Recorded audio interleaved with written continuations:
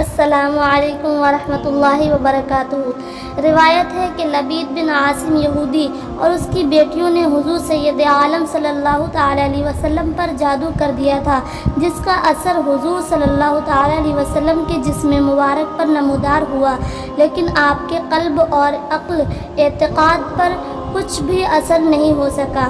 چند روز کے بعد حضرت جبریل علیہ السلام حاضر خدمت ہوئے اور انہوں نے عرض کیا کہ یا رسول اللہ صلی اللہ تعالی علیہ وسلم، ایک یہودی نے آپ صلی اللہ علیہ وسلم پر جادو کر دیا ہے، اور جادو کا جو کچھ سامان ہے وہ فلاں کنویں میں ایک پتھر کے نیچے دبا دیا گیا ہے۔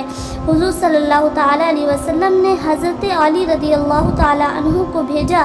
انہوں نے کنویں کا پانی نکال کر پتھر اٹھایا تو اس کے نیچے سے کھجور کے گابھے کی تھیلی برآمد ہوئی۔ اس میں حضور صلی اللہ تعالی علیہ وسلم کے منہ مبارک جو کنگھی سے ٹوٹے تھے، اور کنگھی کے ٹوٹے ہوئے 6 دندانے، اور ایک ڈور یا کمان کا چلہ جس میں 11 گرہ لگی ہوئی تھی، اور ایک موم کا پتلا جس میں 11 سوئیاں چبھی تھیں۔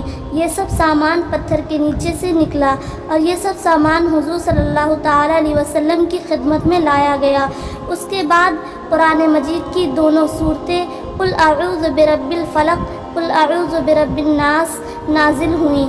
ان دونوں صورتوں میں 11 آیتیں ہیں، اور ہر ایک آیت کے پڑھنے سے ایک ایک گرہ کھلتی جاتی تھی، یہاں تک کہ سب گرہ کھل گئیں، اور حضور علیہ السلام بالکل شفا یاب ہو گئے، اور جادو کا سارا سامان زیر زمین دفن کر دیا گیا۔